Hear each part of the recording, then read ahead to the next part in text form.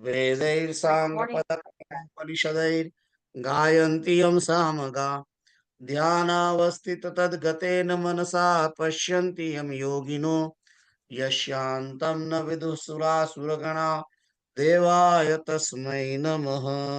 સીતારામ. સીતારામ. તો ગઈ વખતે આપણે બીજા અધ્યાયની અંદર આ જે મુખ્ય શ્લોક છે ભગવદ્ ગીતાનો, જે સર્વત્ર પ્રચલિત છે, એ શ્લોક વિશે વાત કરતા હતા અને મારું માનવું છે પૂરો થયો હતો. તન્મેવાધિકારસ્તે મા ફલેષુ કદાચન મા કર્મફલ હેતુર્ભુર માતે સંગોસ્ત્વ કર્મણી. તો સીતારામ, સીતારામ. સીતારામ. તમે હતા તે વખતે? I think so. યા. તો એમાં મૂળ વાત આપણે એ ચાલતી કરી કે આ શ્લોક પહેલો તો વાત એ છે કે આજ્ઞાનો શ્લોક છે. બીજી વાત છે કે શ્લોકની અંદર જે 4 ચરણ છે, ચારેયમાં સેપરેટ વાત કરેલી છે. પહેલું ચરણ છે કર્મણ્ય વાધિકારસ્તે, એટલે કર્મણી એવ અધિકાર તે, તે એટલે કે તારો, કર્મણી એટલે કે કર્મ કરવામાં અધિકાર, એવ તારો કર્મ કરવામાં જ અધિકાર છે, એમ કહ્યું છે. સૌથી પહેલી વાત એ કરી કે તારો અધિકાર શામાં છે, તું શાનો અધિકારી છે, એ વાત કરી છે. તો અધિકારી શાનો છું તું? કર્મ કરવામાં. એટલે કર્મ કરવામાં અધિકારની આવું કેમ કહ્યું છે? તો એટલા માટે કહેવામાં આવ્યું છે કે પશુ જાતિ છે તે કર્મ કરી શકતી નથી, પક્ષીઓ કરી શકતા નથી, વનસ્પતિ વૃક્ષ જાતિ કશું કરી શકતી નથી કર્મ. રાક્ષસ, બીજી કોઈ પણ જાતિ, એની અંદર કર્મ કરવાનો અધિકાર હોતો જ નથી. કર્મ કરે છે એ લોકો, પણ અધિકારી પણ નથી. ખ્યાલ આવ્યો? જયારે અધિકારી પણ જે છે એ કેવલ મનુષ્ય અવતારમાં છે. એટલે કે છે કે તારો કર્મ કરવામાં અધિકાર છે. કોઈ તને એમ કે ના તારે આ કર્મ નથી કરવાનું, તો તું કહી શકે કે ના મારો અધિકાર છે, કારણ કે ભગવાન શ્રી કૃષ્ણએ કહ્યું છે. સારું. બીજામાં શું કે છે? મા ફલેષુ કદાચન. મા એટલે નહીં, ફલેષુ એટલે ફળમાં, કર્મના ફળમાં, કદાચન ક્યારેય. કહી દીધું કે કર્મના ફળમાં તારો ક્યારેય અધિકાર નથી. એટલે તું કર્મ કરું અને પછી એમ કહું મને કેમ આમ ના મળ્યું, તો તારો અધિકાર જ નથી એમાં. ફળની માટે અધિકારીત્વ નથી, એમ કે છે. ફળ મળશે તને, પણ તું ફળ માટે અધિકારી પણ ના કરી શકું કે ના મને મળવું જ જોઈએ, મને કેમ ના મળ્યું, એ નથી. તો આ વસ્તુ અહીં કહેવામાં આવી છે. હવે તમે જુઓ, ચોથું જે પ્રકરણ છે એમાં શું કે છે? મા કર્મ ફલ હેતુર્ભુ, એટલે કે છે કે કર્મફળ હેતુ, કર્મફળની હેતુ વાળો એટલે કે વાસના વાળો અથવા તો એનું કારણ વાળો મા ભૂ, ભૂ એટલે થવું, થઈશ નહીં. કર્મફળની વાસના વાળો તું થઈશ નહીં એમ કે છે. કર્મફળની વાસના વાળો એટલે કે તું કર્મ, જે કઈ કર્મ કરે એમાં તારી વાસના ના હોવી જોઈએ, કર્મફળની વાસના ના હોવી જોઈએ. અપેક્ષા, અપેક્ષા રાખીને તારે કરવા તારું કર્મ ની જે એ છે અપેક્ષા નહીં, પણ એની વાસના નહીં, એનું કારણ નહીં. તું જે કઈ કર્મ કરે એનું કારણ કર્મફળ ના હોવું જોઈએ. અને વાત પણ બરાબર છે, કારણ કે તારો અધિકાર જ નથી એમાં. તારો અધિકાર ના હોય એટલે કર્મફળની વાસના, કર્મફળ નું એ કારણ તરીકે ના હોવું જોઈએ ને, કારણ કે તારો અધિકાર નથી, પછી એ કારણ તારા માટે છે જ નહીં. એટલે કે તારે કર્મ કરવાનું છે એ ફરજ માનીને કરવાનું, કર્મફળ ને સમજી નહીં કરવાનું કે હું આ કરીશ એટલે મને આ મળશે. એ કારણે તારે કર્મ કરવાનું નથી. તારે કર્મ કરવાનું છે, કર્મ કરવા માટે જ કર્મ કરવાનું છે. મારો અધિકાર છે એટલે મારે કર્મ કરવાનું. કર્મફળના હેતુ માટે, કર્મફળનું હેતુ મારું કારણ, કર્મનું કારણ ના હોવું જોઈએ. અને પછી શું કે છે?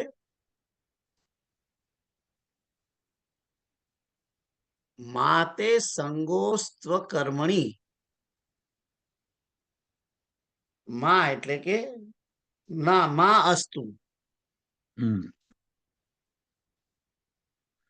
અને અકર્મણી એટલે કે કર્મ ના કરવામાં સંગ માં અસ્તુ. એટલે કે કર્મ નહીં કરવાની અંદર આસક્તિ ના થાય. અહીં આગળ બે નેગેટિવ છે. અકર્મણીમાં અ છે અને માં અસ્તુ. તેનો અર્થ તો તાર્યો એમ કે છે. તારી કર્મ ન કરવામાં આસક્તિ ના હો અથવા તો સંગ ના હો એમ કે છે. કર્મ ના કરવામાં સંગ ના હો એટલે કે તારે કર્મ કરવાનું છે, સંગ રાખવાનું એમ. 2 નેગેટિવ ઇક્વલ ટુ 1 પોઝિટિવ એમ કહ્યું છે. તો એટલે કે છે કે તારે ફળ લેવાનું નથી, તારો અધિકાર નથી, એટલે એના કારણે તારે કર્મ નથી કરવાનું એવું નહીં એમ. કર્મમાં તારે જોડાવાનું જ છે. કર્મમાં તારે સંગ કરવાનો છે એમ. ના કરવામાં સંગ નહીં કરવાનો એમ. એટલે કે કર્મ કરવામાં તારે સંગ કરવાનો, એટલે કે કર્મમાં જોડાવવાનું. કર્મમાં જોડાવવાનું અને તે પણ કર્મના ફળના હેતુ વગર જોડાવાનું. એ બીજી લીટીનો અર્થ થયો. બીજી લીટીનો અર્થ શું થયો? કે તારે કર્મના ફળનો હેતુ સિવાય કર્મમાં જોડાવાનું, એનો અર્થ. અને પહેલામાં શું કહ્યું? કર્મ કરવામાં જ તારો અધિકાર છે, ફળમાં ક્યારેય નહીં. એટલે કે તારે કર્મના ફળમાં તારો અધિકાર છે જ નહીં, પણ તારો અધિકાર કેવલ કર્મ કરવામાં છે. એટલે તારે કર્મના ફળની હેતુ રાખ્યા વગર કર્મમાં જોડાવું એમ કે છે. તો એટલે બેઝિકલી એમ કહેવા માંગે છે કે તારે કર્મ કરવાનું અને એ કર્મ પાછળ કર્મનું ફળ તારું કારણ ના હોવું જોઈએ, કારણ કે કર્મ કરવાનો તારો અધિકાર છે. એટલે ખ્યાલ આવ્યો? હવે આનાથી તદ્દન વિરુદ્ધ દિશામાં આપણે બધા કામ કરીએ છીએ. ભગવાન શ્રી કૃષ્ણ જે કહી રહ્યા છે એનાથી તદ્દન વિરુદ્ધ દિશામાં આપણે બધા કામ કરી રહ્યા છીએ. આપણે તો કર્મ કરવામાં આપણો અધિકાર માનતા જ નથી, કારણ કે આળસુ છીએ, પ્રમાદી છીએ. કર્મ કરવાનો મારો અધિકાર છે એવું સમજીને તો કર્મ કરતા જ નથી ને. મારો અધિકાર છે કર્મ કરવાનો એવું તો આપણે માનતા નથી. બીજું, એના બદલે આપણે પાછા એમ માનીએ છીએ કે કર્મના ફળમાં મારો અધિકાર છે. એ પણ માનીએ છીએ, એવું માનીએ છીએ આપણે કે કર્મના ફળમાં મારો અધિકાર છે. અને પાછા આપણે એમ પણ માનીએ છીએ કે કર્મ કરવાનું કારણ ફળની પ્રાપ્તિ માટે જ કર્મ કરવાનું, એવું આપણે સમજીએ છીએ. જે કૃષ્ણ કહે છે એના કરતા ટોટલી અલગ છે. અને કર્મ કરવામાં સંગ કરતા નથી. બેઝિકલી બને ત્યાં સુધી કર્મ કર્યા વગર જો એમને કશું મળી જતું હોય એવું અત્યારે માનસિકતા થઈ ગઈ છે આપણી બધાની. કારણ કે આખા જગતમાં આ જ ચાલે છે કે સામેવાળાના ખિસ્સામાંથી આપણા ખિસ્સામાં કેમનું આવે, કશું કર્યા વગર. રાઈટ? એટલે બીજી લીટી પણ ટોટલી ઊંધી છે આપણા માટે, અને પહેલી લીટી પણ ઊંધી છે. એટલે ભગવાન શ્રી કૃષ્ણ જે આપણને કહી રહ્યા છે, અને ભગવદ્ ગીતાનો ફેમસ આ શ્લોક જે છે એ આપણી માનસિક વૃત્તિ ને અનુરૂપ છે જ નહીં પહેલેથી. એનો અર્થ કે આપણે આ શ્લોકને ચરિતાર્થ કરવા માટે આપણી મનની જે વૃત્તિ છે એને બદલવી પડશે ટોટલી. આપણી જે ધારણા છે કર્મ કરવા માટેની બદલવી પડશે ચોક્કસ.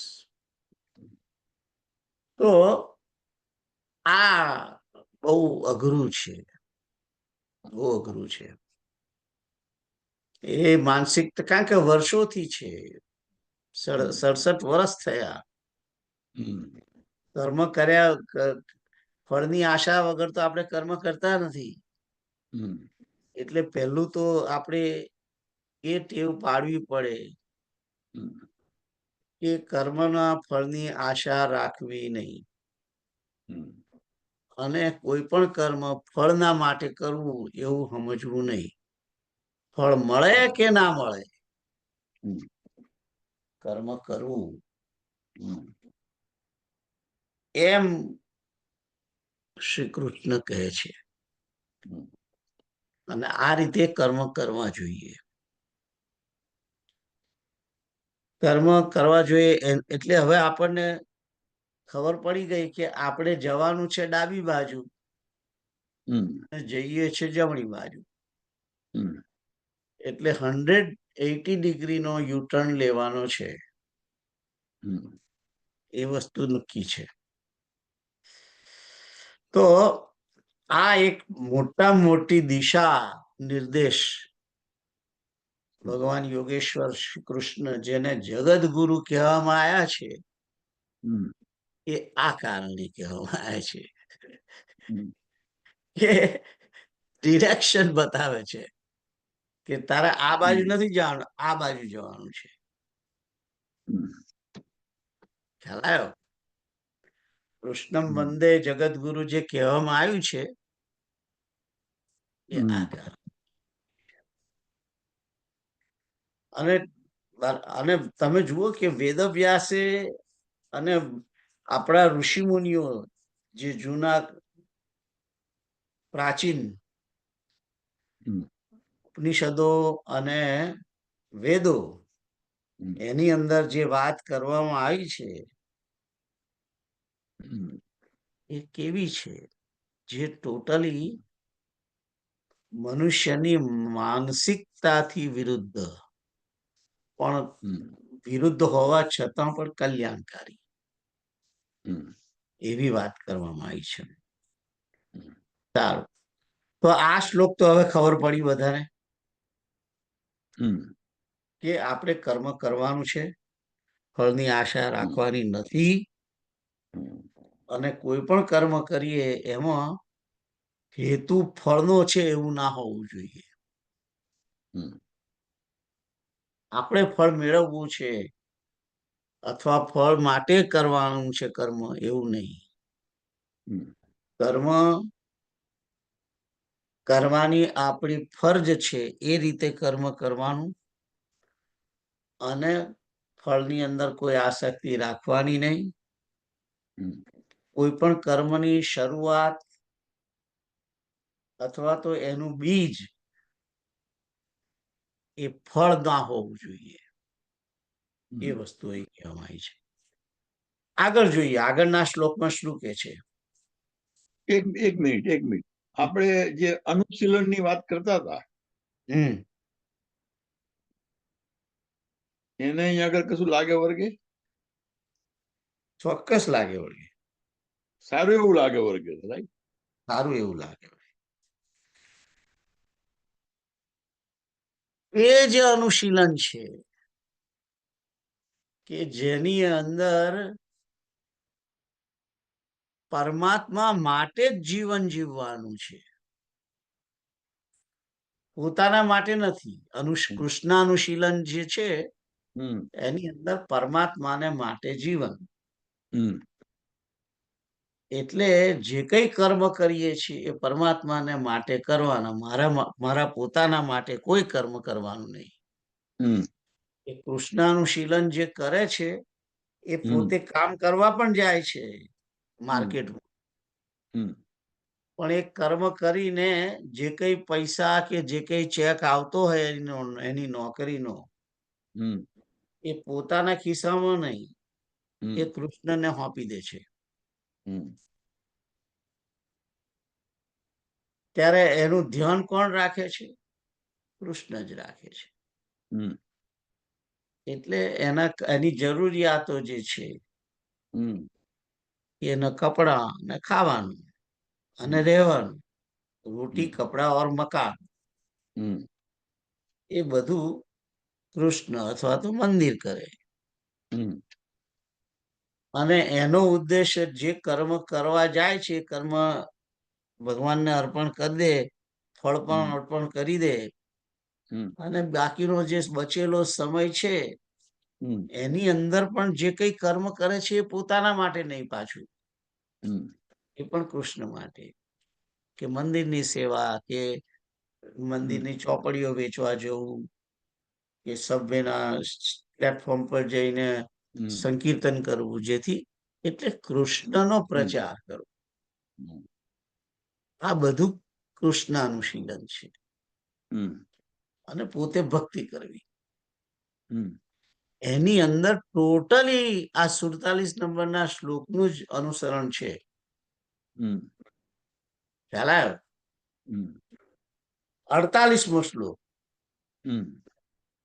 48મા શ્લોકમાં શું કે છે? યોગસ્થ કુરુ કર્માણી, યોગમાં સ્થિર થા, અથવા તો જોડા. યોગસ્થ કુરુ કર્માણી સંગમ ત્યક્ત્વા ધનંજય. સિદ્ધ્ય અસિદ્ધ્યો સમો ભૂત્વા સમત્વમ યોગ ઉચ્યતે. તો પહેલી લીટીની અંદર ધનંજય શબ્દ જે છે તે અર્જુનનું સંબોધન છે. સંગમ ત્યક્ત્વા એટલે કે આસક્તિ છોડીને સિદ્ધ્ય અસિદ્ધિ સમ ભૂત્વા, સિદ્ધિ અને અસિદ્ધિમાં સમાન સમજીને, સમાન સમબુદ્ધિ થઈને યોગસ્થ કર્માણી કુરુ એટલે કે યોગમાં સ્થિત થઈને કર્મ કર. તો અહીં આગળ 47 ની અંદર થોડુંક એડિશન છે. શું એડિશન છે? કે આસક્તિને ત્યાગી દે. આસક્તિને ત્યાગી દે એટલે કોની આસક્તિ? કર્મની પણ આસક્તિ અથવા વસ્તુ અને વ્યક્તિની આસક્તિ, એને ત્યાગી દે. અને સિદ્ધિ અને અસિદ્ધિ, કર્મ સિદ્ધ થાય કે અસિદ્ધ થાય, બંનેમાં સમાન બુદ્ધિ વાળો થઈને, એટલે ફળ, કર્મનું ફળ સારું આવે કે ખરાબ આવે એમાં સમાન બુદ્ધિ રાખીને યોગસ્થ. અહીં આગળ હું આ યોગસ્થનો જે અર્થ છે એ બીજી રીતે જોઉં છું, અને એ જ સાચી રીત છે. હું મારી જાત માટે એવું માનું છું. યોગસ્થ એટલે યોગનો અર્થ શું છે? જોડાવવું. યોગમાં સ્થિર થઈને કર્મ કર. તો કોની જોડે જોડાવું? પરમાત્માની જોડે જોડાઈને કામ કર. અને એનો આવું મેં અર્થ કેમ કર્યો? એનું કારણ આગળ 8મા ના 7મામાં છે. તસ્માત સર્વેષુ કાલેષુ મામ અનુસ્મર યુધ્ય છે. મારું સ્મરણ કરતો કરતો તું યુદ્ધ કર. અર્જુનને કહ્યું ને, એટલે કે મારી જોડે જોડાઈને. યોગનો અર્થ શું છે? યોગનો અર્થ જોડાવવું અને મનને જોડવાનું છે પરમાત્માની અંદર. એટલે કહ્યું મય્યેવ મન આધત્સ્વ મયી બુદ્ધિમ નિવેશય. તું તારા મનને મારામાં જોડ. એટલે મનને જોડવું એનો અર્થ કે તું પરમાત્માનું સ્મરણ કર, પરમાત્માને યાદ કરી અને આ કર્મ કર. યોગસ્થ કુરુ કર્માણી. ખ્યાલ આવ્યો? અહીં આગળ જે સાદો અર્થ કર્યો છે કે યોગમાં સ્થિત થઈને કર્મ કર. અલા, યોગમાં સ્થિત થઈને, યોગનો અર્થ તો મોટે ભાગે લોકો ધ્યાન કરે છે. ઘણા લોકો યોગા એટલે કસરત, શરીરની કસરત ગણે છે. પણ સંસ્કૃતના અર્થ પ્રમાણે તો યોગ એટલે કે પરમાત્માની સાથે જોડાવું, એનું નામ જ યોગ. કોઈની સાથે જોડાવું એનું નામ યોગ એકચ્યુઅલી તો. સંસ્કૃત જો ખાલી તમે અધ્યાત્મ દ્રષ્ટિએ ના જુઓ અને એમનેમ જુઓ તમે સંસ્કૃતની દ્રષ્ટિએ, તો જોડાઈને કર્મ કર. કોની જોડે જોડાઈને? કોઈની જોડે જોડાવાનું છે તો જીવે બીજા જીવ જોડે જોડાવાનું છે? ના, એવું નથી. કારણ કે આગળ કહ્યું છે સંગમ ત્યક્તવા. બીજા જીવનો સંગ તારે કરવા નથી, એ સંગ તો ત્યાગવાનો છે. એટલે પરમાત્માની સાથે જોડાઈને કર્મ કર, સંગનો ત્યાગ કર. અહીં સંગનો ત્યાગ કરવાનો એનો અર્થ હું તો એ રીતે ગણું છું કે જગતનો સંગનો ત્યાગ કર, સંસારનો સંગનો ત્યાગ કર, માયાના સંગનો ત્યાગ કર, ઇન્દ્રિયોના વિષયનો સંગનો ત્યાગ કર. આ સંગનો હું અર્થ કરું છું. અને બીજી લીટીમાં જે કહ્યું છે સિદ્ધ્ય સિદ્ધ્યો સમોભૂતવા સમત્વમ સમોભૂતવા, કે સિદ્ધિ અને અસિદ્ધિમાં તું સમાન બુદ્ધિ વાળો થા.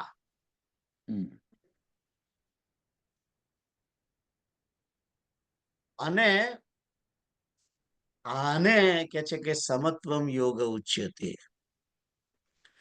કે છે કે સમત્વ જ યોગ કહેવાય છે. એટલે કે જો નીચે અર્થ આપ્યો છે, જે કંઈ પણ કર્મ કરવામાં આવે છે એના પૂર્ણ થયા અને ના થવામાં, પૂરું થાય કે ના થાય તેમાં સમત્વ, અને એના ફળમાં પણ સમત્વ.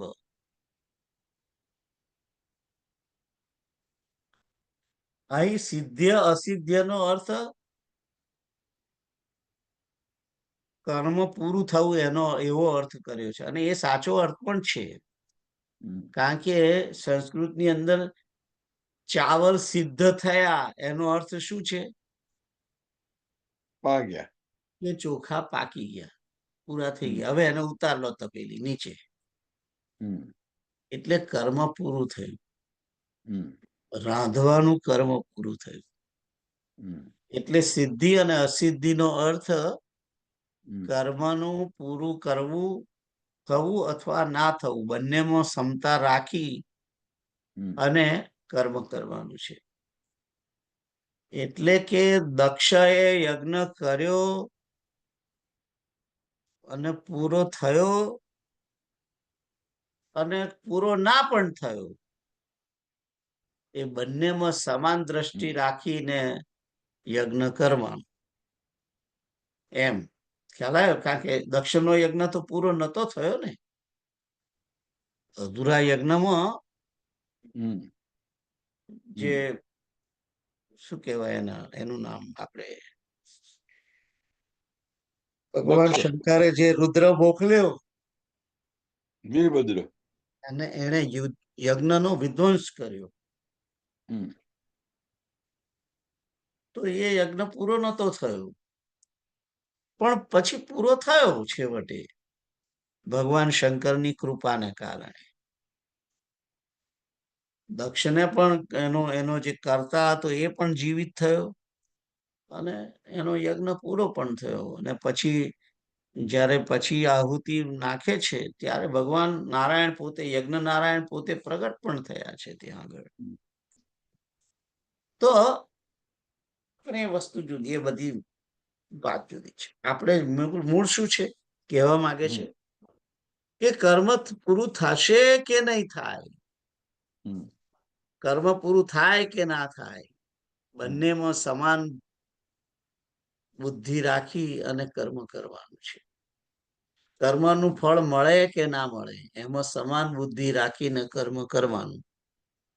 કર્મની અંદર સંગને ત્યાગીને કર્મ કરવાનું. સંગને ત્યાગીને એટલે પેલો શાળાએ જાય છે, સ્કૂલમાં જાય છે એટલે મારે જવું એવું નહીં. એ ના આવે તોય મારે જવું, એ સંગમ ત્યક્તવા. કોઈ કરે છે એટલે આપણે કરવું એવું નહીં. કોઈ કરે કે ના કરે, મારે મારા કર્મની અંદર જોડાયેલા રહેવું, એ આસક્તિનો ત્યાગ છે.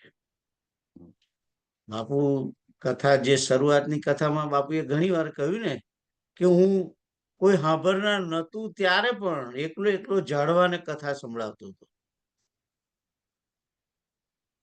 અને શરૂઆતના કે છે કથામાં એક કે બે જણા જ પેલા ભરવાડો બેઠા હોય એની સામે પણ કથા કરેલી છે. તો એ સંગમ ત્યક્વા કહેવાય. કોઈ સાંભળે કે ના સાંભળે, આસક્તિનો ત્યાગ, સંગનો ત્યાગ. એ તો આસક્તિનો ત્યાગ કરીને યોગસ્થ કુરુ કર્માણી સંગમ ત્યક્વા ધનંજય. અને સિદ્ધિ અસિદ્ધિમાં સમાન થઈને સંગમ ત્યક્વા કુરુ કર્માણી યોગસ્થ. યોગસ્થ નો અર્થ ભગવાનને યાદ કરીને, ભગવાનની સાથે જોડાઈને આ કામ ભગવાનનું છે, મારું નથી. અને ભગવાનનું કર્મ છે એટલે મારે કરવાનું છે. કોઈ પણ કર્મ એ પછી મારા માટે ચડ્ડી લેવા જતો હોઉં તો પણ એ કર્મ પણ ભગવાનને માટે જઉં છું એમ સમજીને ઘરની બહાર નીકળવા. કોઈ પણ કર્મ. કારણ કે આ જગત જે ચાલી રહ્યું છે ચક્ર સંસારનું, એ એકબીજાના સહયોગથી ચાલી રહ્યું છે આખું ચક્ર. દરજી કપડા સીવે છે એ પોતાના એકલાનો સીવતો નથી. એ તઈ જે કાપડ લઈને આવે એ બધાને સીવી આપે છે. અને એનું મહેનતાણું પેલો બીજા આપે પણ છે દરજીને, બરાબર. અને દરજી પેલો ખેડૂત છે એકલો ખાતો નથી, એકલો દાણા પકવતો પકવીને એકલો ખાતો નથી. એ પણ થોડા દાણા દરજીને ત્યાં લઈ આવે, કુંભારને ત્યાં લઈ આવે, એમ ત્યાંથી કલાડું લેતો આવે. પેલો કુંભાર પણ કલાડું મફત આપે. તો આપણા બધાનું જે જીવન છે એ બધી વસ્તુ તો બધા પોતપોતાની જાતે કરતા નથી. હું જે ખાવા મારા ઘેર બને છે એ ખાવાનું મેં બનાવ્યું છે? ના. રાંધનાર જુદો છે, અનાજ લાવનાર જુદો છે, અનાજ પકવનાર જુદો છે, અને ખાનાર પણ જુદો છે. એટલે આખું જગત જે છે તે એકબીજાના સહારે ચાલે છે. અને આ કોન્સેપ્ટને સમજીને તમે જોડાઓ કર્મની અંદર, કે કર્મ મારે જે કરવાનું છે તે એટલા માટે કે આ સંસાર ચક્ર ચાલે. અને સંસાર ચક્ર ચલાવવાનું મૂળ કાર્ય કોનું છે? ભગવાનનું, શ્રી કૃષ્ણ નારાયણ, વિષ્ણુ નારાયણ.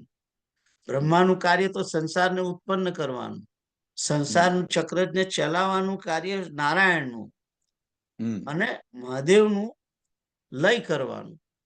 તો હું તમે બધા ભેગા થઈ અને આ નારાયણ છે એના કાર્યની અંદર સહાય કરીએ. એટલે આપણું કર્મ નારાયણના માટે થયું. ભલે હું આલડીમાં જઈને દૂધ લેવા ગયો હોઉં, દૂધ લેવાનું કર્મ મારા ઘર માટે જ લાવ્યો છું, બરાબર છે. પણ હું દૂધ એકલો પીવાનો છું? મારા ઘરના બધા મેમ્બર પીવાના છે ને. અને બધાની અંદર નારાયણ વસેલો છે. અને ઘરના દૂધ જે કોઈ પણ હું જે કાર્ય કરું છું, અમુક કાર્ય હું કરું છું, અમુક રંજન કરે છે, અમુક શિવમ કરે છે, અમુક આઈવી કરે છે. તો દરેક પોતાનું કાર્ય કર્યા કરે છે. એટલે દરેકે પોતાનું કાર્ય પોતાની ફરજ સમજીને કરવાનું. એનાથી એક તમે તમારું કામ કર્યું, બીજાએ ના કર્યું, બીજો નથી કરતો એટલે મારે નહીં કરવું, આવું બધું સમજવાનું જરૂર નથી, આવું બધું સમજવાનું નથી. મારે મારો પાર્ટ ભજવવાનો છે કે મને જે ભગવાને ભાગ ભજવવાનો કહ્યો કે ભાઈ મને એન્જિનિયર બનાવ્યો, હું બન્યો એન્જિનિયર, એને હું એન્જિનિયર થયો એટલે મારે એન્જિનિયરિંગ નું વર્ક કરવાનું છે. અને એ કર્મ કરવા માટે મારે કોઈ પણ પ્રકારની આળસ, પ્રમાદ કરવાનો નથી. મારી પોતાની ફરજ છે આ જગતના નિર્માણની અંદર એન્જિનિયરિંગ નું જે મારી કુશળતા છે એનો ઉપયોગ કરીને જે કંઈ મારાથી બનતું જ હોય એ બધો જ પ્રયત્ન નિર્માણ કાર્યની અંદર વાપરવું. કારણ કે આ આખું જે નિર્માણ કાર્ય છે એ પરમાત્માનું કાર્ય છે, સંસારને ચલાવવા માટેનું કાર્ય છે. આવી બુદ્ધિ રાખીને જે કર્મ કરવામાં આવે છે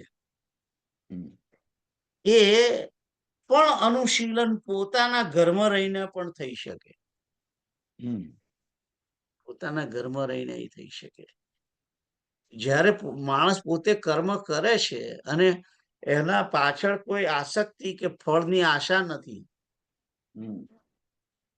હું મારા છોકરાનું ભરણ પોષણ, લાલન પાલન કરું ત્યારે મારા મનની અંદર સાતમા પડદે પણ એવી આશા ના હોય કે મોટો થઈને મારા પગ દબાવશે, મારી સેવા કરશે, મારું લાલન પાલન કરશે કે મારો ધક્કો ફેરો ખાશે. આવી કોઈ આશા વગર કર્મ કરવાનું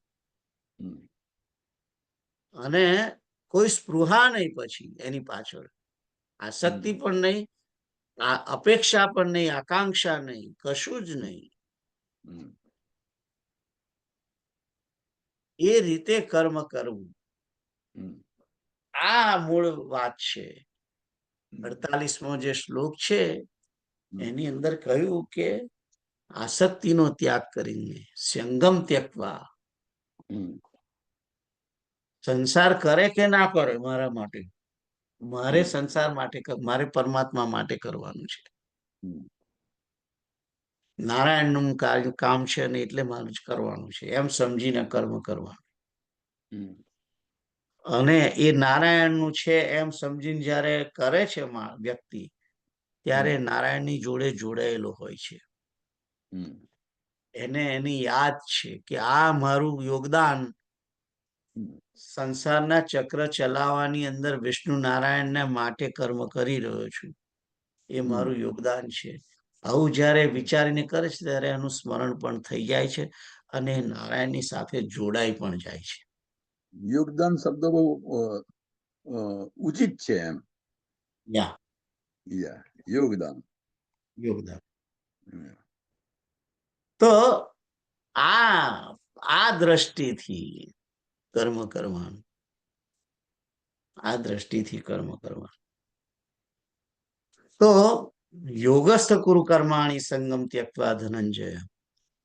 તો પહેલી કર્મ જે કરવાનું છે એની અંદર પહેલી વાત પેલા આગળના શ્લોકમાં કરી, એમાં કરવાનો તારો અધિકાર છે, તારી ફરજ છે એ વાત કરી છે. ફળમાં તારો અધિકાર નથી એ બીજું ધ્યાન રાખવાનું મનમાં. અને કોઈ પણ કર્મનું કારણ ફળનો હેતુ ના હોવો જોઈએ ત્રીજું. અને કર્મની અંદર કર્મ નહીં કરવામાં આસક્તિ નહીં હોય, નહીં કરવાની ઈચ્છા ના હોવી જોઈએ. એટલે કે તારે જોડાવાનું, કર્મની અંદર જોડાવાનું, કર્મની અંદર પ્રમાદ નહીં કરવો, એ ચોથી વસ્તુ. અને પાંચમી વસ્તુ આસક્તિનો ત્યાગ, સંગનો ત્યાગ.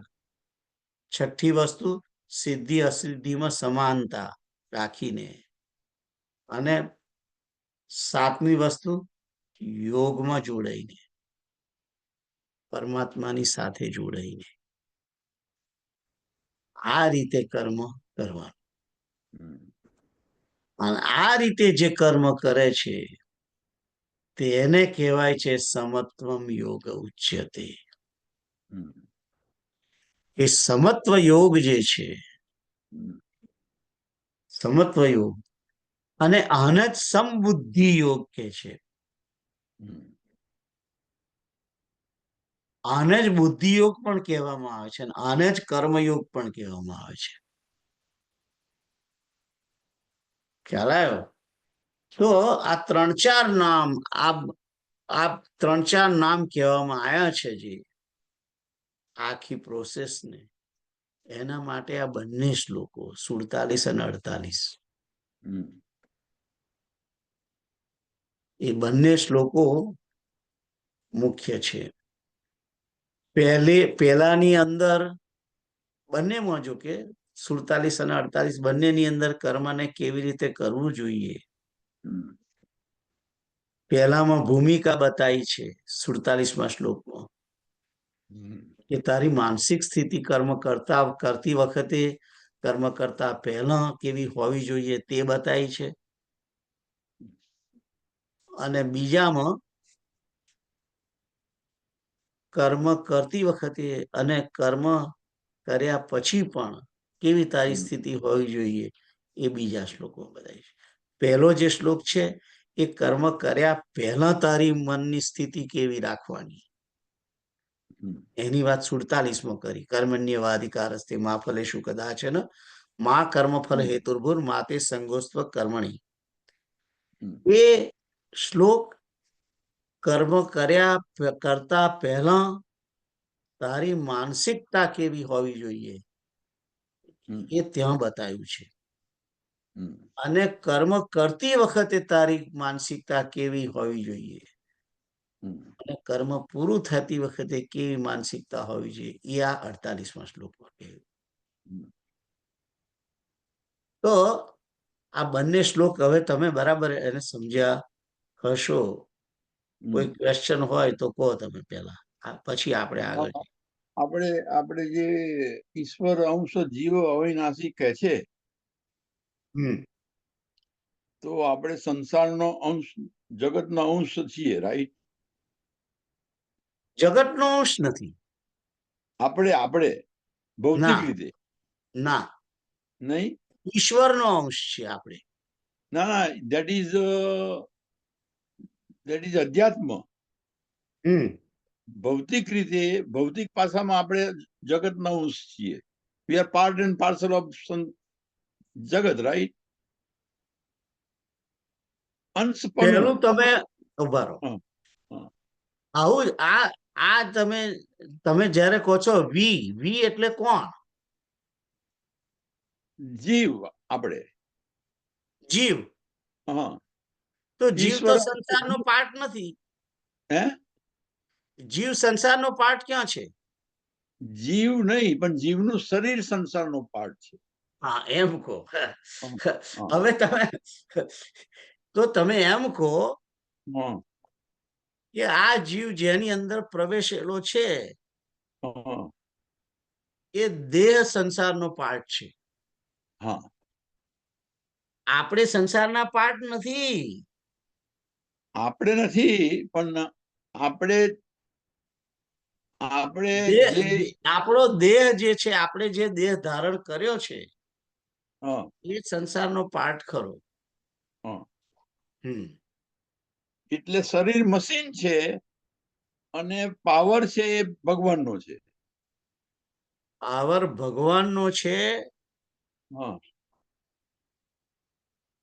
અને એ ભગવાનનો પાવર જે છે એક નાનો ટુકડો સેલ છે એ આપણી અંદર ફિટ કરેલો છે. બસ. એ સેલ પણ પરમાત્માનો અંશ છે.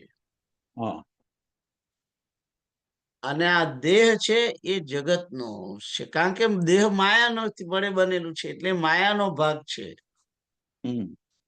ખ્યાલ આવ્યો? બોલો હવે આગળ કહો. ના, એટલે એમ કહું છું કે આપણે ધારો કે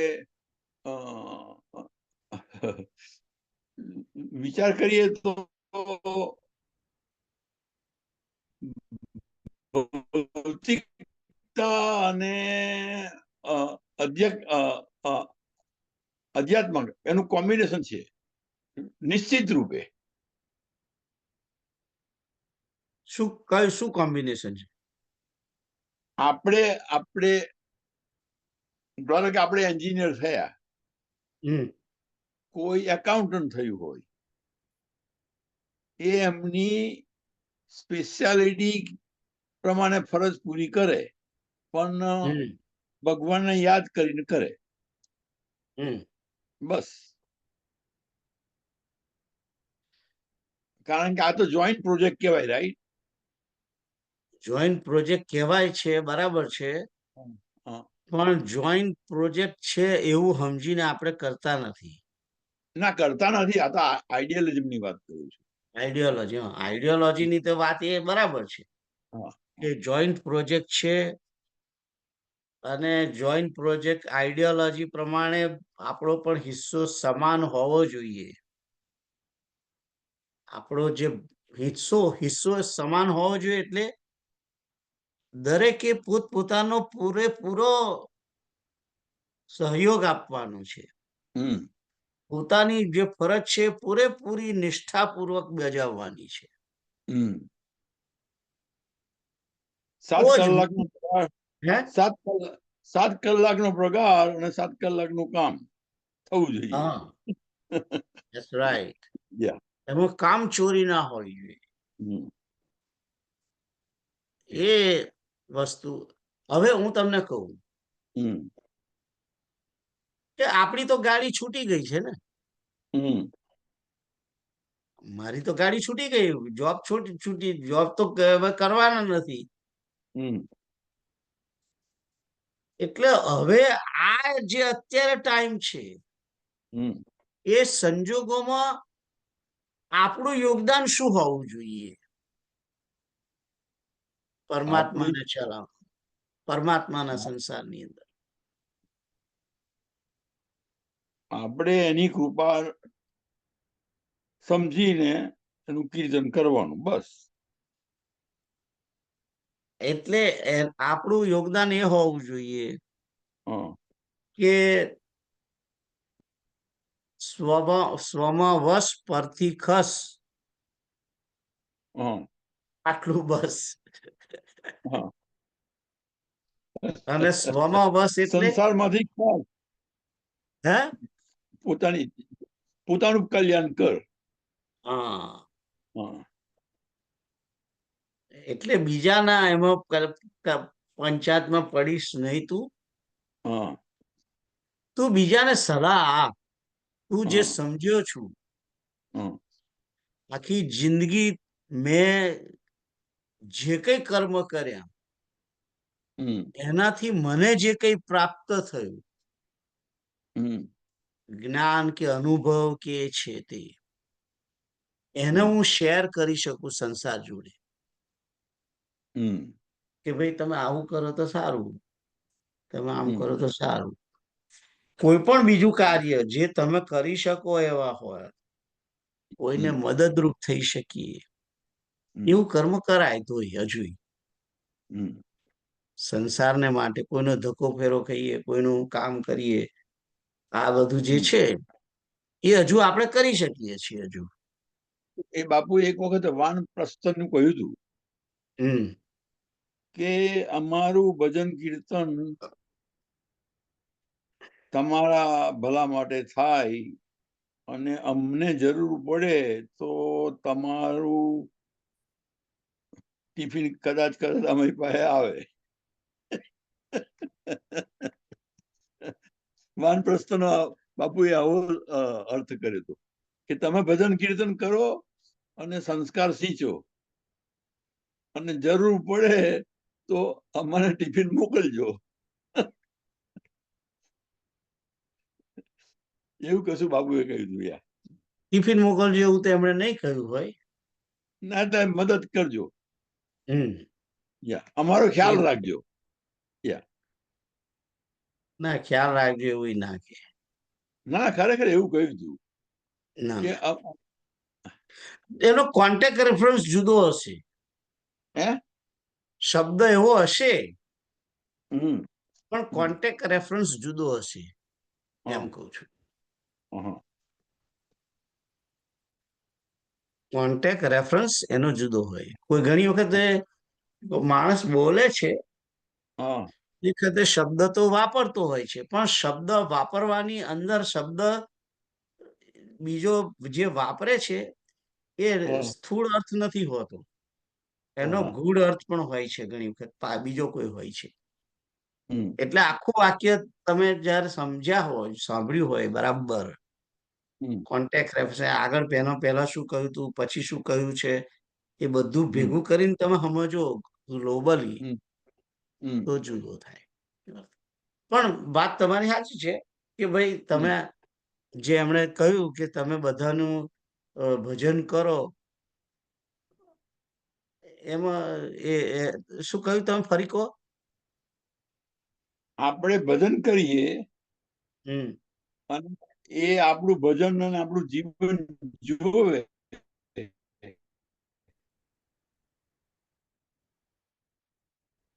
તો એમનામાં સંસ્કારનું સિંચન તો થાય ને, કે કીર્તન કરીએ છે તો એની અસર એ લોકો પર પડે. ચોક્કસ પડે. આપણે દારૂની બાટલ ખોલી બેઠા હોય તો એની બી પડે, તો આની બી પડે. યા બરાબર છે. અને એના એપ્રિસિએશનમાં એ લોકો આપણી કાળજી રાખે, કારણ કે આપણે આમાં બીજી છે, એ એમના બીજી છે.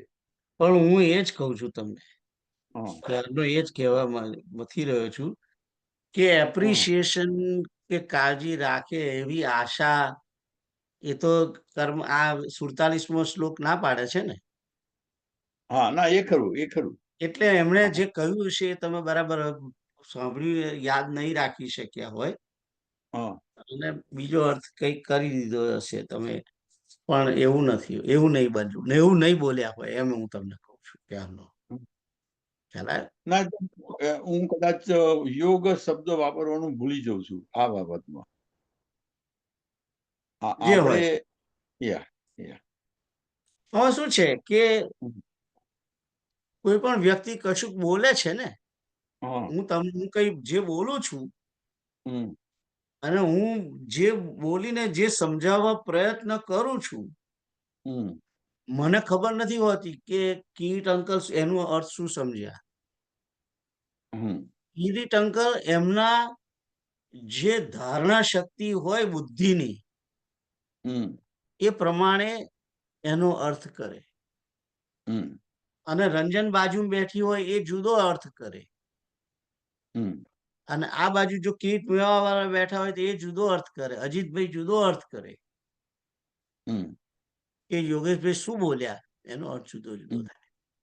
અને આ સાંભળીને પોતે માણસ સમજે છે, હમ એને સમજ્યા પછી પણ એને યાદ રાખી પછી જ્યારે બીજાની સમક્ષ પીરસે છે, હમ ત્યારે પણ એ પેલું ઓરિજિનલ જે કહેવામાં આવ્યું છે, કદાચ એ સમજ્યા હોય બરાબર તો પણ એને કહી નથી શકતા.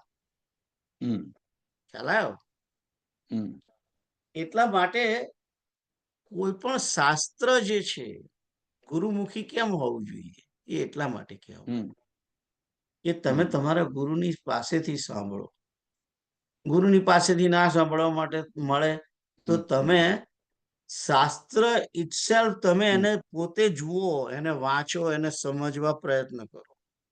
હમ આ ભગવદ્ ગીતાની ચોપડી સામે મૂકી છે, હમ એ એટલા માટે મૂકી છે કે હમ યોગેશભાઈ જો ભૂલ કરે હમ તો અમે કીટ અંકલે કહેવાનું છે કે ભાઈ તમે કહો છો બધું બરાબર છે, પણ આનો અર્થ તો આ શ્લોકમાં આવો લખ્યો છે. હમ ખ્યાલ આવ્યો? હમ એટલે વ્યક્તિએ પોતે પણ પોતાની જાતે સમજવાનું, વિચારવાનું, અને જેનો મૂળ અર્થ છે હમ એને બરાબર ટુ ધ પોઈન્ટ પકડવાનું. હમ આજે હું આ બધું કહું છું, પણ તેમ છતાં વ્યાસ નારાયણે એને શું સમજ્યા હશે, હમ અને ભગવાને અર્જુનને શું કહેવા માંગતા હશે, અર્જુન કેટલું સમજ્યો, ભીષ્મ વ્યાસ નારાયણ કેટલું સમજ્યા, વ્યાસે આ બધું લખ્યું, તેમ છતાં એને હમ ગ્રાસ્પ આપણે કેટલું કરીએ છીએ, એ દરેક હમ પોતપોતાની ધારણા શક્તિ પ્રમાણે કરે, હમ જેને ધ્રુતિ કહેવામાં આવે છે. હમ એ ધ્રુતિ જે છે હમ એ ધૃતિના પર્સન્ટેજ વાઇઝ મારી બુદ્ધિ, મારી ધૃતિ એ નિર્ગુણ કેટલી છે, એ સત્વગુણી કેટલી છે, એ રજોગુણી કેટલી છે, તમોગુણી કેટલી છે, એના પ્રમાણે વાક્ય તો એનું એ જ હોય, પણ એના પ્રમાણે સામેવાળાના મગજની અંદર એવી અસર થાય. એના મગજની અંદર જેટલી પર્સન્ટેજ રજોગુણ, તમોગુણ, સત્વગુણ ને નિર્ગુણતા હોય એ પ્રમાણે એને એ શબ્દને પકડે, એ પ્રકારે એને સમજે અને એ પ્રમાણે એના આચરણમાં મૂકે. જે ગુરુમુખીની તમે વાત કરી, તારે બાબુ ઘણી વખત ઓશોની વાત કરે છે કે બુદ્ધ પુરુષ બધા ગ્રંથોનો અવતાર છે. ખરેખર બુદ્ધ પુરુષ હોય તો, કારણ કે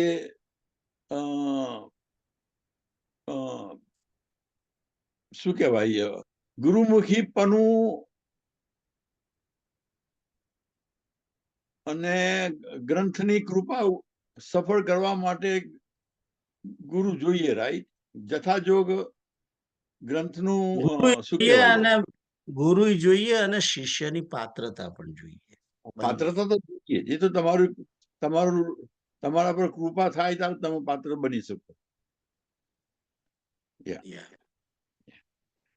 તો સમય થઈ ગયો ક્યારનો 9:03 થઈ. અહીંયા આગળ આપણે પૂરું કરીએ 48મા શ્લોકે. ઓ શ્રી કૃષ્ણ ગોવિંદ હરે મુરારે હે નાથ નારાયણ વાસુદેવ. શ્રી કૃષ્ણ ગોવિંદ હરે મુરારે હે નાથ નારાયણ વાસુદેવ. શ્રી કૃષ્ણ ગોવિંદ હરે મુરારે હે નાથ નારાયણ વાસુદેવ. ઓમ પૂર્ણમદ પૂર્ણમિદમ પૂર્ણાત પૂર્ણમુદચ્યતે પૂર્ણસ્ય પૂર્ણમાદાય પૂર્ણમેવાવશિષ્યતે. ભવन्तु સુખિનઃ સર્વે સन्तु નિરામયા સર્વે ભદ્રાણિ પશ્યन्तु मा कश्चित् दुःखमाप्नुयात्. ઓમ તત્સત. હરિ ઓમ તત્સત. હરિ ઓમ તત્સત. જય શ્રી રામ. જય શ્રી રામ. શ્રી કૃષ્ણ ગોવિંદ હરે કૃષ્ણ હરે કૃષ્ણ કૃષ્ણ કૃષ્ણ